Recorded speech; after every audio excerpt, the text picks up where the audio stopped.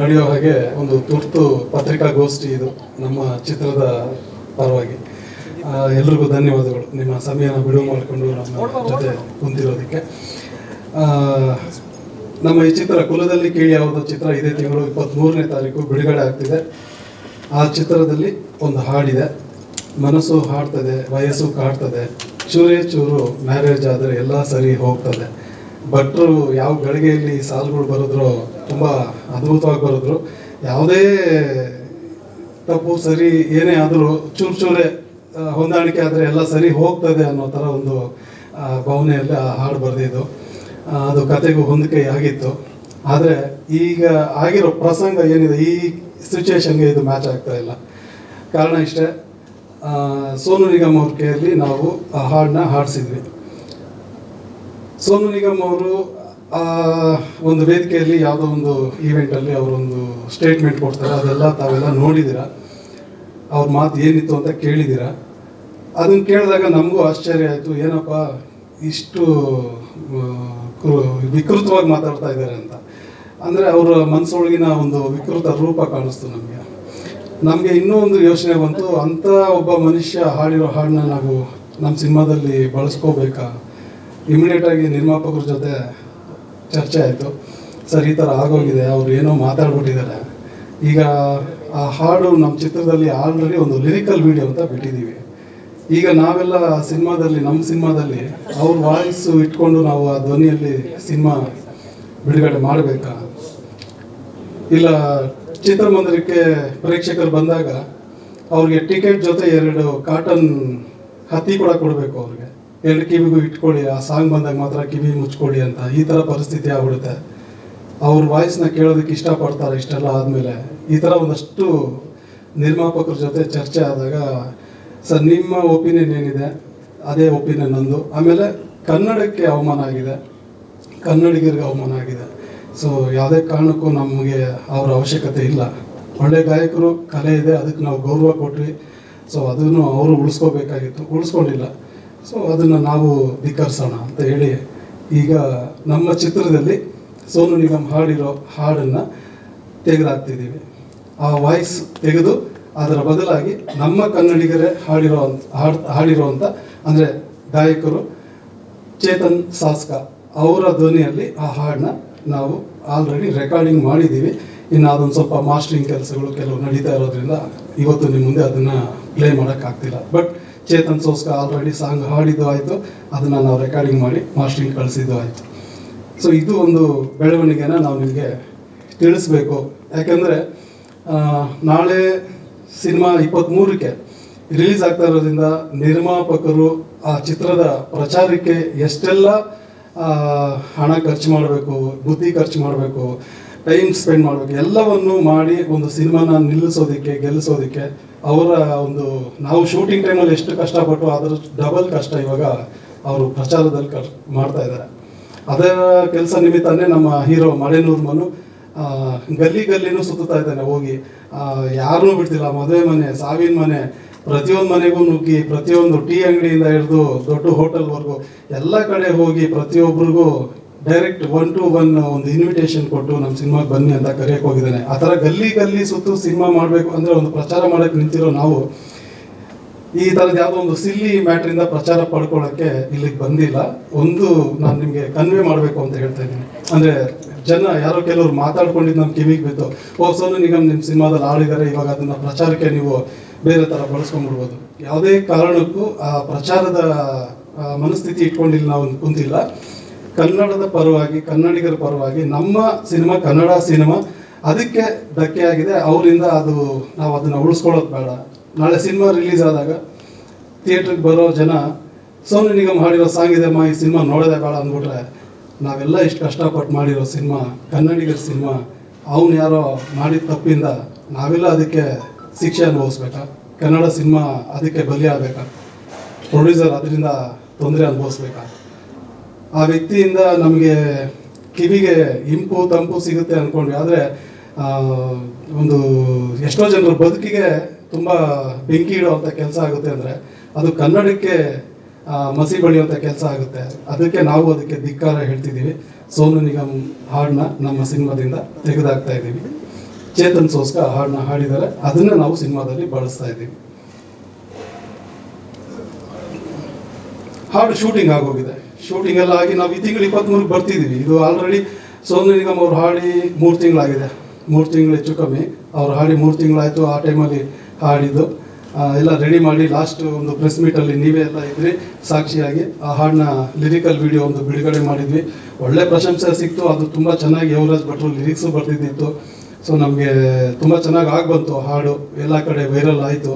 ಈಗ ಪ್ರಚಾರಕ್ಕೆ ಮನು ಎಲ್ಲೇ ಹೋದರೂ ಚೆನ್ನಾಗಿ ಕೇಳ್ತಾ ಇದ್ದಾರೆ, ಈ ಸಿನಿಮಾದಲ್ಲಿ ಸೋನು ನಿಗಮ್ ಹಾಡಿರೋ ಸಾಂಗ್ ಇರಬೇಕಲ್ಲ, ಅದು ಇರುತ್ತಾ, ಅದೇನು ಇಟ್ಕೊಳ್ತೀರಾ, ಈ ಥರ ಕ್ವಶನ್ಸ್ಗೆ ಅಲ್ಲಿ ಪಾಪ ಹೀರೋ ಕೂಡ ತಬ್ಬಿಬಾಗ್ತಾ ಇದ್ದಾರೆ. ಒಂದೊಂದು ಕಡೆ ಏನು ಹೇಳಬೇಕು ಆ ಜನ ರಾಜಾರೋಷವಾಗಿ ಕೇಳೋವಾಗ ಇಲ್ಲ ಅಂತಲೇ ಹೇಳ್ತಾ ಬರ್ತಿದ್ದಾರೆ. ಅದು ನಮ್ಮ ಡಿಸಿಷನ್ ನಾವು ತಗೊಂಡಾಯಿತು, ಈ ಸಿನಿಮಾದಲ್ಲಿ ಸೋನು ನಿಗಮ್ ಸಾಂಗ್ ಇರಲ್ಲ ಅಂತ. ಕೆಲವು ಕಡೆ ಪ್ಲೇ ಮಾಡೋಕ್ಕೂ ಆಗ್ತಿಲ್ಲ, ಬಟ್ ನಮಗೆ ಪ್ರಚಾರಕ್ಕೆ ಹೊಂಟಿದ್ದೀವಿ, ಅದು ತಪ್ಪಿಸ್ಕೋಬಾರ್ದು ಅನ್ನೋ ಕಾರಣಕ್ಕೆ, ಅದು ಪದೇ ಪದೇ ನಾವು ಮಾಡೋಕ್ಕಾಗಲ್ಲ ಅನ್ನೋ ಕಾರಣಕ್ಕೆ. ಸರ್ ಮನೋಮೂರ್ತಿ ಅವರು US ಅಲ್ಲಿದ್ದಾರೆ, ಅವ್ರ ಜೊತೆನೂ ಮಾತಾಡಿದ್ವಿ. ಪಾಪ ಅವ್ರದ್ದು ಇದರಲ್ಲಿ ಯಾವುದೇ ಥರದ ಅಡ್ಡ ಆತಂಕ ಇಲ್ಲ. ಸರ್ ನಿಮ್ಮ ಪ್ರೊಡಕ್ಷನ್ ಸೈಡ್ ಏನು ನೀವು ತೀರ್ಮಾನ ತೊಗೊಳ್ತೀರೋ, ಪ್ರೊಡ್ಯೂಸರ್ಗೆ ಬಿಟ್ಟಿದ್ದು, ಆ್ಯಸ್ ಎ ನಿರ್ದೇಶಕರಾಗಿ ನೀವು ಪ್ರೊಡ್ಯೂಸರ್ ಏನು ತೀರ್ಮಾನ ತೊಗೊಳ್ತೀರೋ ಅದು ನಿಮಗೆ ಬಿಟ್ಟಿದ್ದು ಸರ್. ನಿಮ್ಮ ಸಿನಿಮಾ, ನಾನು ಅದರಲ್ಲಿ ಒನ್ ಆಫ್ ದ ಪಾರ್ಟ್ ಆಗಿದ್ದೀನಿ ಅಷ್ಟೇ. ನಿಮ್ಮ ಡಿಸಿಷನ್ ಏನಿರುತ್ತೆ ನಾನು ಅದಕ್ಕೆ ಭಾಗಿಯಾಗ್ತೀನಿ ಅಷ್ಟೇ ಅನ್ನೋ ಥರ ಮನೋಜ್ ಸರ್ ಆಗಲಿ, ಆಮೇಲೆ ಯೋಗರಾಜ್ ಸರ್ ಆಗಲಿ, ಅವರು ಆ ಥರದ ನಮ್ಮ ಸಪೋರ್ಟಿಗೆ ನಿಂತಿದ್ದಾರೆ. ಅವರು ಕನ್ನಡದವರೇ ಅಲ್ವಾ ಸರ್, ಕನ್ನಡ ಸಿನಿಮಾಗಳು ಮಾಡ್ಕೊಂಡು ಬಂದವರೇ ಅಲ್ವಾ, ಸೊ ಕನ್ನಡ ಪರನೇ ನಿಂತಿದ್ದಾರೆ ಅವರು ಕೂಡ. ಸರ್ ಇಲ್ಲ, ಈಗ ಯೂಟ್ಯೂಬಲ್ಲಿ ಆಲ್ರೆಡಿ ಈಗ ಅದನ್ನು ಪ್ರೈವೇಟ್ ಮಾಡಿದ್ದಾರೆ. ಈಗ ನಾವು ಚೇತನ್ ಹಾಡಿರೋ ಹಾಡನ್ನ ಅಪ್ಲೋಡ್ ಆಗ್ತಿದ್ದಂಗೆ ಅದು ಡಿಲೀಟ್ ಆಗುತ್ತೆ ಸರ್. ಅದು ಆಗುತ್ತೆ ಸರ್. ಸರ್ ಏನೂ ಮಾಡೋಕ್ಕಾಗಲ್ಲ, ನಾವು ವ್ಯೂಸ್ ಅಲ್ಲ ನಮ್ಗೆ ಇಂಪಾರ್ಟೆಂಟು. ನಮಗೆ ಕನ್ನಡಕ್ಕಾಗಿರೋ ಅವಮಾನ ಅದನ್ನು ನಾವು ತಡ್ಕೊಳಕ್ಕಾಗದೆ ಅದನ್ನು ನಾವು ಸೋನು ನಿಗಮ್ನ ಧಿಕ್ಕರಿಸ್ತಾ ಇದ್ದೀವಿ. ಸೊ ವ್ಯೂಸ್ ಬರುತ್ತೆ ಸರ್, ವ್ಯೂಸ್ ಬಂದಿದ ತಕ್ಷಣ ನಮ್ಮ ಜನ ಏನು ಸಿನಿಮಾ ಬಂದು ನೋಡಲ್ಲ ಅಂತೇನಿಲ್ಲ. ಆಮೇಲೆ ಆ ವ್ಯೂಸಿಂದನೇ ಏನೂ ಆಗಲ್ಲ. ಅದು ಕೇಳಿದ್ದಾರೆ ಸಂತೋಷ, ಅಂದರೆ ನಮ್ಮ ಜನ ಕೇಳಿದ್ದಾರೆ, ಸಂತೋಷ ಪಟ್ಟಿದ್ದಾರೆ. ಸೋನು ನಿಗಮ್ ಹಾಡಿರೋ ಹಾಡುಗಳನ್ನ ಎಷ್ಟೋ ಸಾಂಗ್ನ ಗೆಲ್ಲಿಸಿದ್ದಾರೆ. ಎಷ್ಟೋ ಆಗಿದೆ. ನನ್ನ ಹಾಡೇ ಸೋನು ನಿಗಮ್ ಮುಸ್ಸಂಜೆ ಮಾತುಲ್ಲಿ ಹಾಡಿದಾಗ ಅವ್ರಿಗೆ ಫಿಲ್ಮ್ಫೇರ್ ಅವಾರ್ಡ್ ಕೂಡ ಬಂತು. ನನ್ನ ಸಾಹಿತ್ಯದಲ್ಲಿ ಅವ್ರು ಹಾಡಿರೋ ಹಾಡಿಗೆ ಫಿಲ್ಮ್ಫೇರ್ ಅವಾರ್ಡ್ ಕೂಡ ಬಂತು. ಸೊ ಆಗಲೂ ಕೂಡ ನಾನು ಎಷ್ಟು ಖುಷಿ ಪಟ್ಟಿದ್ದೀನಿ, ತುಂಬ ಒಳ್ಳೆ ಗಾಯಕ, ಚೆನ್ನಾಗಿ ಹಾಡ್ದ ಅಂತ. ಬಟ್ ಈ ಥರ ನನ್ನ ಸಿನಿಮಾದಲ್ಲೇ ಇರೋ ಹಾಡು, ಇವಾಗ ಅವ್ರದ್ದೇ ಧ್ವನಿ, ಈ ಥರ ಒಂದು ಸ್ಟೇಟ್ಮೆಂಟ್ ಎಲ್ಲೋ ಅವ್ರು ಮಾಡ್ಕೊಂಡಿದ್ದು ಒಂದು ಇದು, ಅದು ನಮಗೆ ತೊಂದರೆ ಆಗುತ್ತೆ. ಅಂದರೆ ಯಾವುದೇ ಕಾರಣಕ್ಕೂ ಅದನ್ನು ನಾವು ಇಟ್ಕೊಳ್ಳೋದಿಲ್ಲ. ಸೊ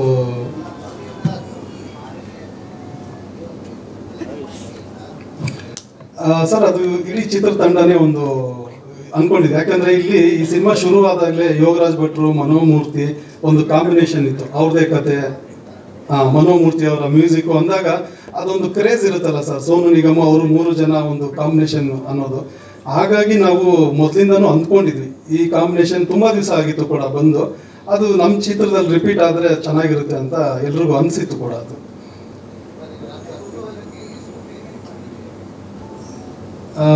ಸರ್ ಪೇಮೆಂಟ್ ವಿಷಯ ಮನೋಮೂರ್ತಿ ಅವ್ರನ್ನೇ ಕೇಳಬೇಕು. ಯಾಕಂದರೆ ಅವ್ರದ್ದು ಒಂದು ಸ್ವಲ್ಪ ಒಳ್ಳೆ ಸಂಬಂಧ ಇಟ್ಕೊಂಡಿದ್ರಲ್ವ, ಹಾಗಾಗಿ ನಮ್ಮ ಚಿತ್ರಕ್ಕೆ ಏನು ಪೇಮೆಂಟ್ ತೊಗೊಂಡ್ರು ಅಂತ ನಮ್ಮವ್ರಿಗೂ ಮಾಹಿತಿ ಇಲ್ಲ.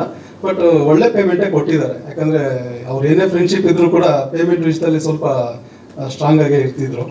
ಒಳ್ಳೆ ಪೇಮೆಂಟೇ ಹೋಗಿದೆ ಸರ್. ಅದು ನಮ್ಮ ಗಮನಕ್ಕೆ ಬಂದಿಲ್ಲ ಪ್ರೊಡಕ್ಷನ್ ಸೈಡ್ಗೆ, ಅದು ಮನೋಮೂರ್ತಿ ಅವರು ಕೊಟ್ಟಿದ್ದಾರೆ. ಯಾಕಂದರೆ ನಮ್ಮ ಕಂಪ್ಲೀಟ್ ಆಡಿಯೋ ರೈಟ್ಸ್ನ ಮನೋಮೂರ್ತಿ ಅವರೇ ತೊಗೊಂಡಿದ್ರು. ಸರ್ ಪ್ರೊಡ್ಯೂಸರ್ಗೆ ಯಾವ ರೀತಿ ಲಾಸ್ ಆಗುತ್ತೆ ಸರ್? ಈ ಥರ ಪ್ರೊಡ್ಯೂಸರ್ಗೆ ಲಾಸ್ ಆಗುವಂಥದ್ದು ಏನು ಕಾಣ್ತಿಲ್ಲ ಸರ್ ಇಲ್ಲಿ. ಸರ್ ಅಲ್ಲ ಸರ್, ಇದು ನಮ್ಗಾಗಿರೋ ಅವಮಾನಕ್ಕಿಂತ ದೊಡ್ಡದ ಸರ್. ನಮ್ಗಾಗಿರೋ ಅವಮಾನ ಏನಿದೆ ಅದನ್ನು ಅವನು ಕಟ್ಕೊಡೋಕ್ಕಾಗುತ್ತಾ? ಕನ್ನಡಿಗರಿಗೆ ಅಷ್ಟು ಹೀಯಾಳಿಸಿ, ಅಷ್ಟು ಕಂಪ್ಯಾರಿಸನ್ ಮಾಡಿ ಮಾತಾಡೋ ಅಂಥ ಅಷ್ಟು ಕೆಳಮಟ್ಟದ ಜನ ಕನ್ನಡಿಗರು ಅಂದರೆ ಏನು ತಿಳ್ಕೊಂಡಿದ್ದಾರೆ ಅವರು? ಅಲ್ಲಿ ಯಾವುದೋ ಒಂದು 3 ಲಕ್ಷ 2 ಲಕ್ಷ ಮ್ಯಾಟ್ರ್ ಆಗಲ್ಲ ಸರ್. ಅಲ್ಲಿ ನಮ್ಮ ಸ್ವಾಭಿಮಾನ, ಅದಕ್ಕೆ ಬೆಲೆ ಕಟ್ಟಕ್ಕಾಗತ್ತಾ?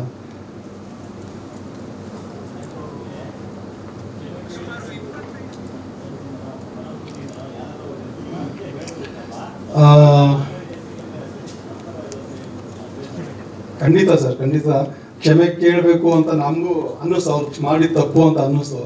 ಆದರೆ ಅವ್ರನ್ನ ಒಂದು ಅಬ್ಸರ್ವ್ ಮಾಡಿದ್ರೆ, ನೀವು ನಮಗಿಂತ ಜಾಸ್ತಿ ಅವ್ರನ್ನ ಗಮನಿಸಿರ್ತೀರ, ಅವರು ಈ ಥರ ತಪ್ಪುಗಳನ್ನ ಪದೇ ಪದೇ ಮಾಡ್ತಾನೆ ಇದ್ದಾರೇನೋ ಅಂತ ಅನಿಸುತ್ತೆ ನನಗೆ. ಮೊನ್ನೆ ರೀಸೆಂಟಾಗೂ ಕೂಡ ಚಿಕ್ಕಬಳ್ಳಾಪುರದಲ್ಲಿ ಒಂದು ಈವೆಂಟ್ ಅಂದರೆ ಯಾವುದೋ ಒಂದು ಎಲೆಕ್ಷನ್ ಶೋಗೋ ಏನೋ ಬಂದಾಗ ಅಲ್ಲೂ ಕೂಡ ಆ ಪ್ರೇಕ್ಷಕರ ಮೇಲೆ ಒಂಥರ ಗರಂ ಆಗಿದ್ದು ಒಂದು ನ್ಯೂಸ್ ಇದೆ. ಇದೇ ಸೋನು ನಿಗಮ್ ಚಿಕ್ಕಬಳ್ಳಾಪುರದಲ್ಲಿ ಸೋನು ನಿಗಮ್ ಅವರು ಪ್ರೇಕ್ಷಕರ ಮೇಲೆ ಗರಂ ಆಗಿ ಮಾತಾಡಿದ್ದು ಒಂದು ನ್ಯೂಸ್ ಆಯಿತು ಆ ಟೈಮಲ್ಲಿ. ಅದೇ ಥರ ತುಂಬ ಕಡೆ ಬಾಂಬೆಯಲ್ಲೂ ಇದೆ ಇವ್ರದ್ದು ಈ ಥರ ತುಂಬ ಕಥೆಗಳು. ಸರ್ ಇದು ನಮಗೆ ಹೊರಗಡೆ ಕಾಣಿಸ್ತಿದೆ ಅವ್ರ ಮನಸ್ಥಿತಿ, ಈಗ ನಾವು ಕಂಡ್ವಿ ಅಂತ ನಾವು ಅನ್ಕೊಂತೀವಿ. ಆದರೆ ಒಳ ಮನಸ್ಥಿತಿ ಒಳಗಡೆ ಎಷ್ಟೋ ಸರಿ ಇದಾಗಿರುತ್ತೆ. ನಮ್ಮ ಕಣ್ಣು ಕಾಣದೆ ಕೇಳದೆ ಇರ್ಬೋದು, ಒಳಗಡೆ ಅವ್ರ ಮನಸ್ಸಲ್ಲಿ ಏನಿತ್ತು ಅನ್ನೋದನ್ನ ಇವತ್ತು ಹೊರಗಡೆ ನಮ್ಗೆ ಕಾಣೋ ಥರ ಅವರೇ ನಡ್ಕೊಂಡಿದ್ದಾರೆ ಅಷ್ಟೇ. ಇದು ಒಳಗಡೆ ಇರುತ್ತೆ, ಸ್ಟುಡಿಯೋ ಒಳಗೋ ಅವ್ರ ಮನೆ ಒಳಗೋ ಅವ್ರು ಎಷ್ಟೋ ಸರಿ ತಾತ್ಸಾರ ಮಾಡಿರ್ತಾರೆ ನಮ್ಮನ್ನ ಅಂತ ಈಗ ಅನ್ನಿಸುತ್ತೆ. ಅಷ್ಟು ಈಸಿಯಾಗಿ ಆ ಬಾಯಲ್ಲಿ ಆ ಪದಗಳು ಬರಲ್ಲ.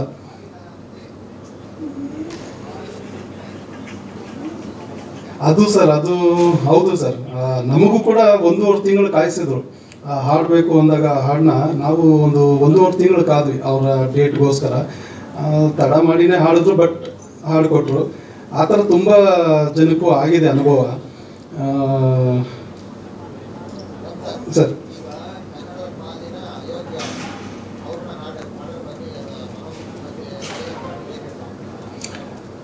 ಇಲ್ಲ ಸರ್, ನಾನು ಯೋಗರಾಜ್ ಸರ್ ಎಲ್ಲೋ ಡೆಲ್ಲಿಯಲ್ಲಿ ಇದ್ದಾರೆ, ಅವರು ನೇರವಾಗಿ ನನಗೆ ಸಿಕ್ಕಿಲ್ಲ. ಆ್ಯಕ್ಚುಲಿ ಅವ್ರ ಫೋನೇ ಕನೆಕ್ಟ್ ಆಗ್ತಿಲ್ಲ, ಅವರೆಲ್ಲೋ ಯಾವುದೋ ಕೆಲಸದಲ್ಲಿದ್ದಾರೆ. ನಮ್ಮ ಮನೋಮೂರ್ತಿ ಅವ್ರದ್ದು ಟೈಮಿಂಗೇ ಬೇರೆ ಇದೆ. ಇಲ್ಲ ನಮ್ಮ ಬಗಲು ಅವ್ರು ರಾತ್ರಿ ಅವ್ರು ನಮಗೆ ಸಿಗೋದ ಯಾವುದೋ ಒಂದು ಟೈಮಲ್ಲಿ ಆ ಫೋನ್ ರಿಸೀವ್ ಆದಾಗ ಒಂದು 10 ನಿಮಿಷ ಮಾತಾಡ್ತಾ ಇದ್ವಿ. ಬಟ್ ಅವರು ಒಪಿನಿಯನ್ ಒಂದೇ ಕೊಟ್ಟಿದ್ದು, ಸರ್ ನಿಮ್ಮ ಪ್ರೊಡಕ್ಷನ್ ಸೈಡಲ್ಲಿ ನೀವೇನು ಡಿಸಿಷನ್ ತೊಗೊಳ್ತೀರಾ. ಯೋಗರಾಜ್ ಸರ್ ಅದೇ ಹೇಳಿದ್ರು, ಪ್ರೊಡ್ಯೂಸರು ನೀವು ಏನು ಡಿಸಿಷನ್ ತೊಗೊಳ್ತೀರಾ, ನಿಮಗೇನು ತೊಂದರೆ ಆಗುತ್ತೆ ಅದನ್ನು ನೀವು ಹೇಳ್ಕೊಳ್ಳಿ, ಅದರಲ್ಲಿ ಏನು ಇದಿಲ್ಲ.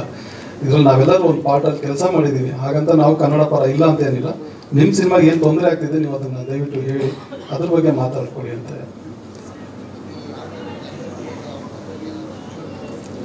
ಇಲ್ಲ, ನಾವು ತಿಳಿಸ್ಕೊಡ್ತೀವಿ ಸರ್, ನಮ್ಮ ಒಂದು ಒಪಿನಿಯನ್ ಏನಿದೆ, ಪ್ರೊಡ್ಯೂಸರು ನಾನು ಇಬ್ಬರು ಅವ್ರಿಗೆ ತಿಳಿಸಿದ್ವಿ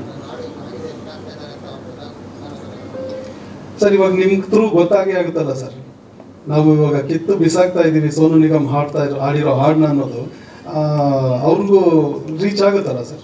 ಇವಾಗ ಅವ್ರಿಗೆ ಇದು ಗೊತ್ತಾಗಲಿ ಅಂತಲೇ ನಮ್ಮ ಉದ್ದೇಶ ಕೂಡ ಇದೆ. ಅವ್ರು ಮಾಡಿರೋ ತಪ್ಪು ಇವಾಗ ಕ್ಷಮೆ ಕೇಳಿದ ತಕ್ಷಣ ಮರ್ತ್ಕೊಳಕ್ಕಾಗಲ್ಲ ಸರ್. ಓಡ್ದುಬಿಟ್ಟು ಸಾರಿ ಕೇಳ್ತಾ ಇದ್ರೆ ಎಷ್ಟು ಸರಿ ಒದೆ ತಿನ್ನೋಣ, ಎಷ್ಟು ಸರಿ ಅವ್ರು ಸಾರಿ ಕೇಳಿಸ್ಕೊಡೋಣ. ಸೊ ನಾವು ಹೃದಯವಂತರು, ಮನಸ್ಸಿದೆ, ದೊಡ್ಡ ಮನಸ್ಸಿದೆ. ಹೌದು, ಕನ್ನಡಿಗರಿಗೆ ದೊಡ್ಡ ಮನಸ್ಸಿದೆ, ಕ್ಷಮಾಗುಣ ಇದೆ, ಎಲ್ಲವೂ ಇದೆ. ಹಾಗಂತ ಅವ್ರು ಮಾಡೋ ತಪ್ಪುಗಳನ್ನೆಲ್ಲ ಎಷ್ಟು ಸರಿ ಅಂತ ಸಹಿಸ್ಕೊಳ್ಳೋಣ. ಇದು ಎಷ್ಟೋ ಜನರಿಗೆ ಇದು ಆಗಿದೆ, ಅನುಭವಿಸಿದ್ದಾರೆ, ಮಾತಾಡೋಕ್ಕಾಗ್ತಿಲ್ಲ, ಅದನ್ನು ತೋರಿಸ್ಕೊಳಕ್ಕಾಗ್ತಿಲ್ಲ. ಈಗ ಸಮಯ ಅಂತನೂ ಅಲ್ಲ, ಬಟ್ ಇನ್ನು ಮೇಲೆ ಇದು ಆಗಬಾರ್ದು ಸರ್, ಇನ್ನು ಮುಂದೆ ಇದು ನಡಿಬಾರ್ದು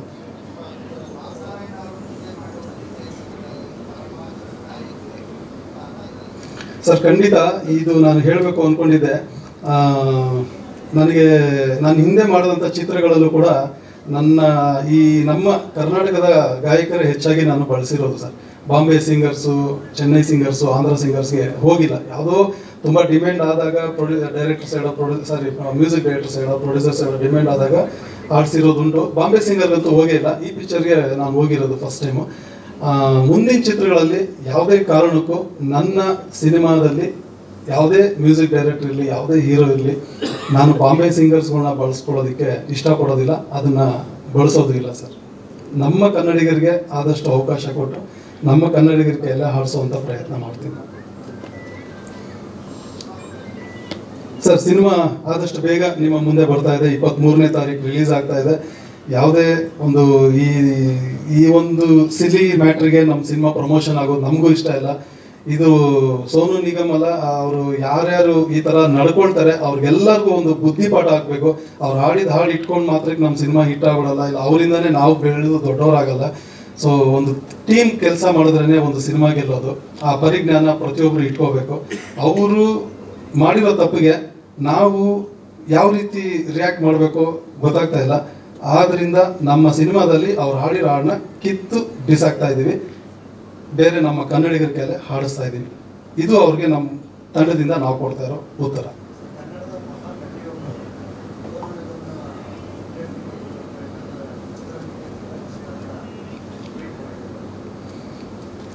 ಸರ್ ಗೊತ್ತಿಲ್ಲ, ಮಹಾನ್ ನಟಿ ನೀವೇ ಹೇಳಿದಾಗೆ ಆ ಮಹಾನ್ ನಟಿ ಯಾರು ಅಂತ. ಅವರು ಮಹಾನ್ ವ್ಯಕ್ತಿಗಳು ಆ ಥರ ಸ್ಟೇಟ್ಮೆಂಟ್ ಕೊಡ್ತಾ ಇದ್ದಾರೆ ಅಂದರೆ ಮೋಸ್ಟ್ಲಿ ಅವ್ರಿಗೆ ಆ್ಯಕ್ಟ್ ಮಾಡೋಕ್ಕೆ ಬರಲ್ಲ ಅನಿಸುತ್ತೆ. ಯಾಕೆಂದರೆ ಒಬ್ಬ ಸಿಂಗರ್ ಹೊಸಬ ಹಾಡಿದ್ರು ಕೂಡ ಅವ್ರ ಆ್ಯಕ್ಟಿಂಗಲ್ಲಿ ಅದು ಕವರ್ ಮಾಡ್ಕೊಂಡು ಹೋಗಿ ಅದನ್ನು ಎಕ್ಸ್ಪ್ರೆಷನಲ್ಲಿ ಅವರು ಚೆನ್ನಾಗಿ ಇರುತ್ತೆ. ಅವ್ರಿಗೆ ಎಕ್ಸ್ಪ್ರೆಷನ್ ಇಲ್ಲದೆ ಇದ್ದಾಗ ದೊಡ್ಡ ಸಿಂಗರ್ ಬೇಕಾಗ್ತದೆ. ಅವ್ನು ಚೆನ್ನಾಗಿ ಆಡಿದ್ರೆ ನನ್ನ ಸಿನಿಮಾದಲ್ಲಿ ಬಂದು ನೋಡ್ತಾರೆ ಜನ ಅಂತ. ಆ ಮಹಾನಟಿಗೆ ದೊಡ್ಡ ನಮಸ್ಕಾರ.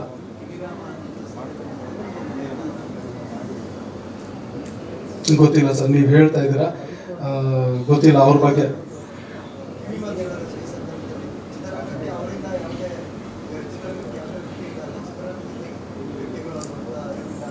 ಖಂಡಿತ ಸರ್. ಇವಾಗ ಸರ್ ಸೈನಿಕರು ಹೊರಗಡೆ ಇವಾಗ ಫೈಟ್ ಮಾಡ್ತಾ ಇದ್ದಾರೆ.